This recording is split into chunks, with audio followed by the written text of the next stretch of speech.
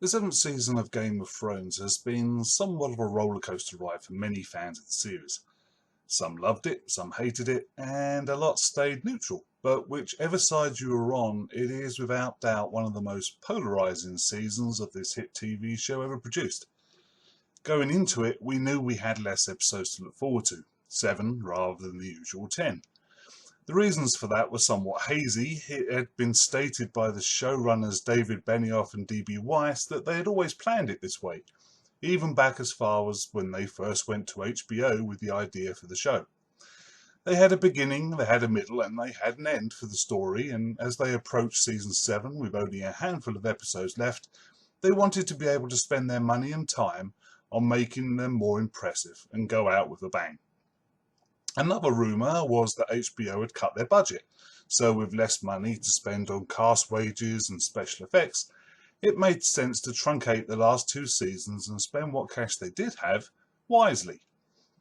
Something else to take into account though is the much publicised new HBO series they are showrunning, Confederate.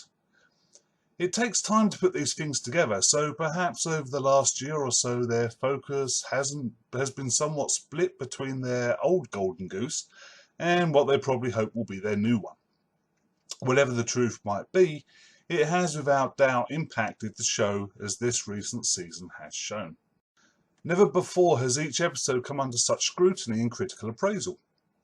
Whereas before it was hard to find a fan who would even consider seriously criticising a Game of Thrones episode, this season it has been hard to find one that didn't have an opinion, be it good or bad, and unfortunately for HBO and Benioff and Weiss, a lot of viewers seem to be weighing in on the side of negativity rather than praise.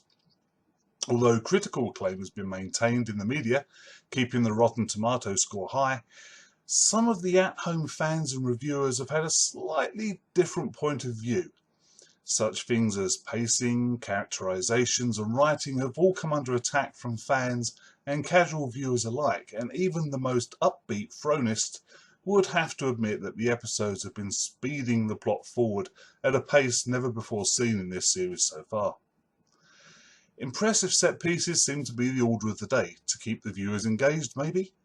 Set pieces such as naval action between the 2 opposing Greyjoy factions, the Unsullied at Castle Rock, and then of course dragons. Lots and lots of dragons. Whereas before whole episodes would go by without seeing one, the directors of the show stating that it was far too expensive to have them on screen overly much. Here in this season they are in nearly every episode, and of course let's not forget the Battle of the Blackwater Rush. The Dothraki horde and Daenerys on the back of Drogon attacking the Lannister army in a spectacular battle sequence that took the breath away. Undead wights and White Walkers haunting the frozen north as Jon Snow and his merry band of fur-covered action heroes go hunting to bring an unsuspecting member of the undead back to King's Landing. And of course that finale, the wall finally falling, or at least a small part of it, under the blue flame of the now zombie dragon Viserion, ridden by the Night King himself, who looked a little Nazgul to me, I have to say, but for those of you who don't know the Lord of the Rings, go and Google that. Unarguably, all of this was riveting to watch. The time, the effort, money and skill involved possibly unmatched in TV history. It was obvious where the showrunners put this season's money, and having killed off a majority of the characters over the last few years, they had a little bit of extra cash from the wages budget to throw around, and it mostly went on CGI it seemed. But the thing is, did we need it? Game of Thrones became the juggernaut that it now is, garnering critical acclaim and awards, not through such spectacular action sequences or big CGI effects as we saw this season.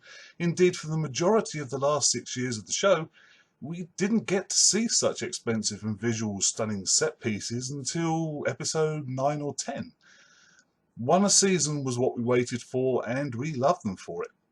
No Game of Thrones became the pinnacle of TV shows through deep characterization, incredible acting, convoluted plots that kept us guessing, solid, consistently good writing, and skilled directing. The beautiful cinematography was simply the icing on the cake. So why has Season 7 become so controversial? Despite the showrunners giving us lots of eye candy to chew on, for me at least it felt as though I wasn't getting enough fibre in my diet. Fibre made up of writing and plot that had kept me bound to characters I loved to hate, or just loved for being so damn good. We had a veneer of beautiful visuals, but beneath that thin crust was nothing. The episodes had lost their depth and direction. Plots now became pure convenience. Plot armor for some characters was now unbreachable, and logic and reason had been cast out to make room for fast-paced, narrow-visioned episodes that really only had one goal in mind: to touch on all the bullet points George R.R. Martin had given Benioff and Weiss before he left the show. The fact that writers had left Martin's published books behind in seasons 5 and 6 became so obvious it was as if a switch had been flicked. Gone was the writing that had kept us guessing who might end up deceased in an episode, or what unexpected turn the season might take. And even though as fans we continued to theorise about how characters might die or how a plot might end, what we got was pretty black and white. What you see is what you get, and there was nothing now lying beneath, no hidden cunning twist in the tale. Many of us had already foreseen the end of Season 7, the wall falling, the Night King even getting his own dragon, Jon and Daenerys getting it on, etc., etc. And the only unexpected parts of the last 7 episodes really were how badly written some of the characters suddenly became. How conveniently things happened disregarding the laws of time and physics, or how a beloved character would go out with literally a whimper rather than a roar. In the following, I will try to make a case for why to me at least, Season 7 has been a disappointment, and it all started in the very first episode. An overpowered Daenerys had finished Season 6 with a huge fleet, comprising of ships from Essos, the Iron Islands, Dorne and Highgarden. She had 3 full-grown dragons, 80,000 of the best-trained infantry in the world with the Unsullied, and over 100,000 Dothraki cavalry. Add to that, she was allied with Dorne in the south and House Tyrell in the west. Facing her was Cersei and Jaime Lannister with a depleted army after fighting a long, drawn-out civil war with the north. Yes, she had sat on the Iron Throne, but Cersei had no allies and was beset by enemies from the north, the south, east and west. How could she possibly win? Realising they had written themselves into a corner perhaps, it seems the writers of Season 7 began by immediately making one of the smartest and most beloved characters in the show, Tyrion Lannister, come up with a war plan so ridiculously incompetent that most grade school children would have seen its pitfalls. Unfortunately, no one standing around the map table at Dragonstone when he laid out this plan was a grade school child though, so all the characters there simply nodded and went along with it. Their IQs seemingly dropping faster than Jaime Lannister in a river, but we'll get to that later. As the season played out, omniscient pirate Euron Greyjoy managed to have his fleet of ships at exactly the right place at exactly the right time to ambush Yara and Theon Greyjoy, sinking nearly all of their ships and in so doing capturing 2 of Daenerys' allies and taking the Dornish and her Greyjoy friend out of the war immediately. Now, most people would not take kindly to finding out that their ruler was a hostage of a hostile foreign power. But the Dornish army decided it was no big deal and stayed at home for the rest of the season, and probably for the rest of the entire show, to be honest.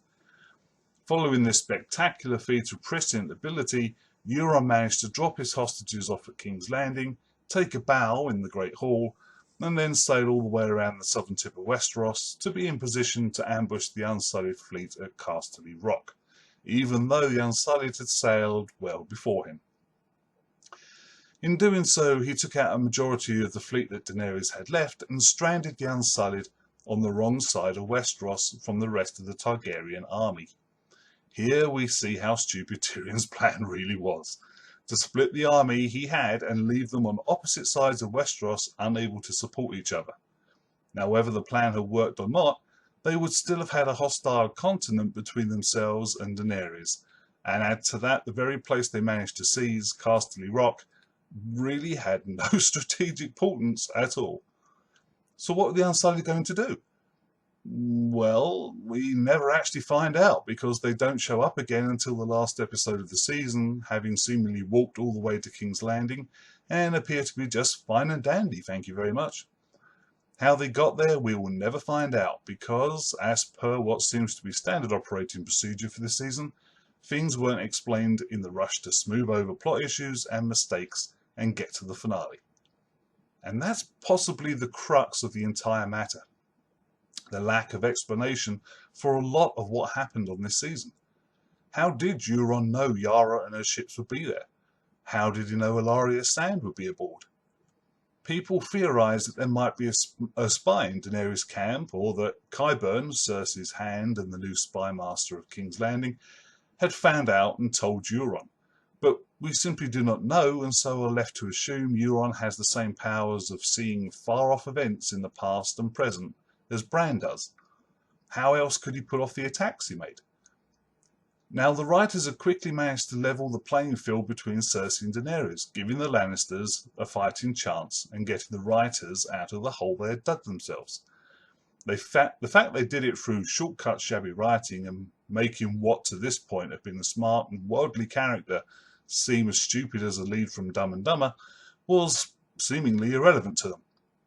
And so the trend continued, people appearing all over the map, sometimes in the same episode for no reason other than to move the plot along. Convenient events happening to make sure the next episode's writing made sense. People began to wonder if some characters had jetpacks perhaps, or had access to some sort of time travel. But supporters of this sudden and previously unseen plot device in Game of Thrones argued that with less episodes to tell the story, the writers had no choice but to leave gaping, unexplained plot holes in shows, and people should probably just relax. It was a fantasy show after all. But this seemingly without realising that the writers they were defending were the showrunners themselves, who had actually previously asked for less episodes per season from HBO. Probably after no doubt convincing HBO's bosses it really wouldn't impact the show's quality. Of course, the argument could also be made that a competent TV show writer would be able to put together an episode without such huge and jarring omissions to the story. For an example of what I mean by a convenient episode plot for no other reason than to set up a future event that the writers had to have happen, let's look at the episode Beyond the Wall. Jon Snow has gathered a group of men to go north of the wall and find and kidnap an undead White to take to King's Landing to prove to Cersei the threat of the White Walkers is real. Okay, well, let's put aside for a moment that the plan itself is so incredibly stupid no sane person in their right mind would even suggest it, and the fact that, again, when his plan was laid out in the map room at Dragonstone, everyone agrees to it.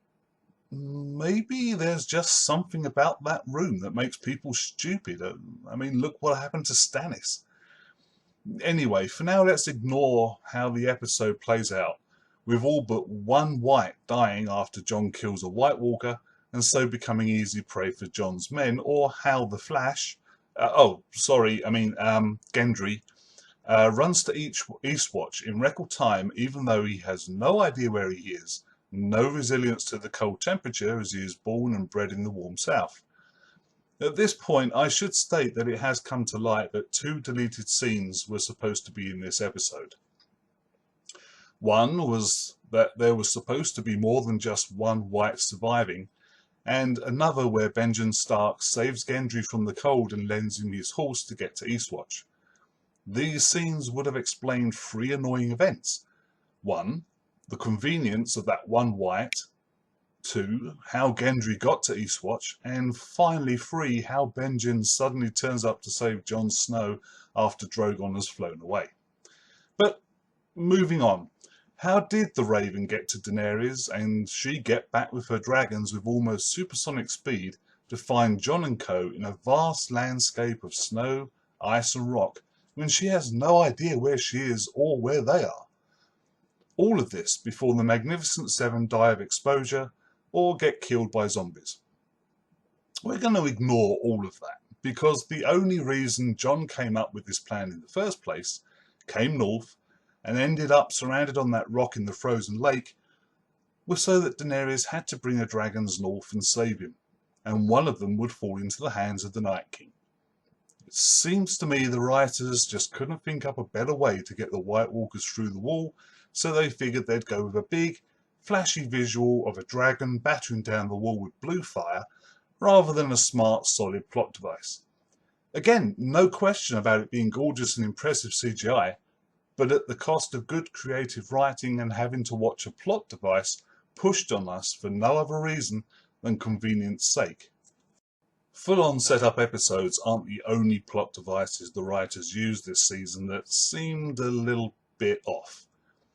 Jaime's fake-out drowning at the end of episode 4, where he sinks into the abyss when thrown into a river only a few feet from its bank, hardly left us in suspense. No one really thought Jaime Lannister was going to die there. The following episode, when Bronn has seemingly not only pulled Jaime to the surface, despite the Lannister being in full plate armour, soaking wet and having a golden hand, but he also managed to drag him hundreds of yards down the river from the battle. That was a bit of a stretch for me. But talking of Bronn, the man can arm and fire a ballista all by himself. A feat that would have really impressed the ancient Romans, who had similar weapons, but which required a four-man team to operate due to the sheer power in the arms of the weapon. And the man is obviously fireproof as well, because when abandoning the ballista as Drogon shoots fire at it, Bronn dives to the ground alongside the wagon which holds the device. The next second we cut to a scene of the cart, the weapon, and a good part of the surrounding area going up in flame, only to cut back to see Bronn exactly where he left him, next to the flaming wreck, spitting out grass, but otherwise pretty much unscathed. Now that's probably a bad directing achievement, to be honest. Can't put that one down to the writers. But that's not all. Character rather than physical assassination has become the norm in Season 7. As mentioned, Tyrion has been dumbed down significantly over the last 2 seasons. No longer the man who can think his way around the machinations of the rulers of Westeros, he has become instead the bumbling fool at Daenerys' side, to the point that she constantly questions his wisdom. But he isn't alone. Jaime Lannister, who seemed to be on the road to redemption by the end of Season 4, has stuck by his sister's side, despite her descending into seeming madness. Even her blowing up the Sept of Baelor and killing hundreds of innocents in the process didn't get much more than a concerned look from him, even though it resulted in his own son committing suicide. Indeed, it took Cersei to actually threaten his very life before he walked away at last. But perhaps the most obvious character, other than Tyrion and Jaime of course, to get shortchanged this season has got to be Petyr Baelish. Yes, even Littlefinger himself couldn't avoid the writer's lazy prose. As we see in the finale, even the master schemer and manipulator himself, the man who has been playing the Game of Thrones for decades, who arranged the Lannisters and Starks to go to war just to propel himself to greater heights of power, cannot save himself from fan service. Everyone wanted Littlefinger to meet his end eventually, of course, probably in some gruesome fashion, but more importantly in a way that would honour his skill as the power behind the throne. Maybe he comes up against someone more devious than even he is, or maybe is simply taken out by someone looking for revenge. However, his demise in the end comes not from any of these, but simply from the pen of a writer who couldn't think up anything for Littlefinger to now do in these final episodes, and so disposed of him out of hand. All season, the once great Petyr Baelish, the man we love to hate, has been reduced to a character whose only on-screen purpose was to stand quietly in the shadows, giving significant looks to people, spout fortune cookie wisdom at Sansa, and, in the end, be fooled by 3 youngsters who really shouldn't know one end of a devious scheme from the other. Sansa, who despite having terrible things happen to her, is hardly likely to have benefited from learning the tricks of the trade in a few short years of being around megalomaniacal psychopaths like Cersei and Baelish. Arya, the vigilante of Westeros, who despite learning how to be a highly skilled assassin, probably wouldn't know how to spy on the master himself, and Bran, the human exposition machine who can only mention important pieces of information when the plot requires him to. I suppose in that regard he is a little like Roger Rabbit, who could only slip out of those rascally handcuffs when it was funny. Anyway, Littlefinger's end was so lame that we see him fumble his way through a defence, even incriminating himself by confessing to killing Lysa Arryn right in front of the Knights of the Vale, before finally dropping to his knees and begging for his life, despite the only proof against him being hearsay. Again, a supposed cutscene showed Sansa and Bran together as Bran fills her in on all the double-dealing Baelish has done against the Stark family. If shown, this may have helped smooth the jarring way Littlefinger goes out. You do have to wonder, though, if secretly he was just a little pleased to end an existence which had offered so much potential until the writers ran out of good plot points for him. Of course, the real tell if a show's writing is becoming a little shaky is when the fans have to conjure up ridiculous and far-fetched theories to excuse the plot holes. For example, the above-mentioned episode, Beyond the Wall, it came under a lot of flack for its plot holes. I have seen people defending it by saying that Westeros is actually concave. They actually exist on the inside of their planet. I mean, let's face it, that has to be right? Because that's how the show's title sequence shows it. Or maybe the one that everyone is twice as big than in our reality. People are actually twice the size of us. So, obviously, they get around a lot quicker. Or, perhaps my all-time favourite, that Westeros is actually the size of the UK. So, the assumed distances involved in the episode are actually a lot shorter than we believe. Okay. Same size as the UK. And yet it has a polar north and deserts in the south, all encompassed on a continent less than 1,000 miles long.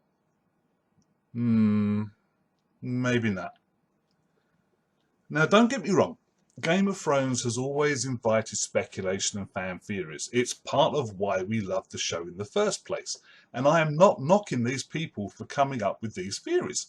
They are obviously really enjoying the show and want to defend it. And that's an admirable quality in any viewer of any TV show they love.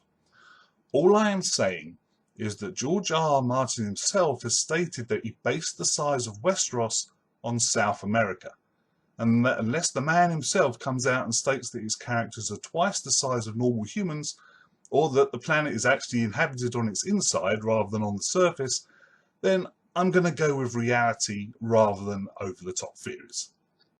Many people have been defending this season, and they have some excellent points. The more impressive cinematography, visuals and set pieces are without doubt the best the entire show has shown us so far. And yes, although I have noted a few terrible choices in the writing department, there have also been some amazing characters stepping up this year in scenes we'll never forget. Jon Snow and Davos together have always brought a smile to my face. Cersei chewing the scenery with relish as the Mad Queen, the meeting in the Dragon Pit in the finale, and Arya and Brienne training in Winterfell are all good examples of scenes I loved and will never forget. But as I say, this season has caused more contention in the ranks of the fans than any other, and I feel with good reasons I have tried to show in this review. Mentioning every flaw in the entire 7 episodes would take far too long, and I am sure some of you will have your own that I failed to even mention, or have reasons to dispute my findings. But again, that's perfectly fine, and I accept that, and I encourage that. That's what good TV shows are meant to do. Equally, there are far too many excellent scenes, diamonds in the rough if you will, to list here, but that is the joy of a good show. If it can produce such passionate feelings within its viewers, then, good or bad, it has done its job well. And let's not forget that there is a whole lot of good still in Game of Thrones. My list of flaws aside, it is still the best TV show on the air right now. And the only reason I found this season less enthralling than the others is that the others were simply so good they were almost without fault. And that's why the fan base for this show is so rabid, because we all love it so much. However the story ends when the final season airs in 2019, the show will go down in history, each and every season, as some of the best TV ever shown. It appealed to everyone, from every walk of life. It made us salivate for the next episode. It made us theorize and argue amongst ourselves as if our very existence depended on it at times.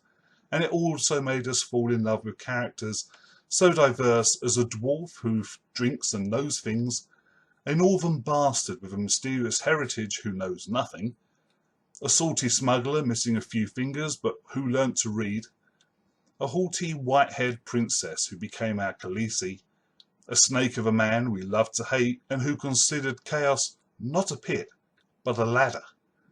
And, of course, a blonde-haired queen who just needed a family to love to stop herself becoming mad. These are to name just a few of the men and women we sat down in front of our TVs to watch for weeks on end, dreading their fates or cheering their downfalls. And by the end of season 8, it will all be over one way or the other. But we will still have the memories, and perhaps, looking back with passions cooled, we can reassess what we liked and what we didn't about this monumental show. But for now, we have to wait almost 2 years, it seems, before we return to Westeros and the Great War. And until then, take care and beware, for the night is dark and full of terrors.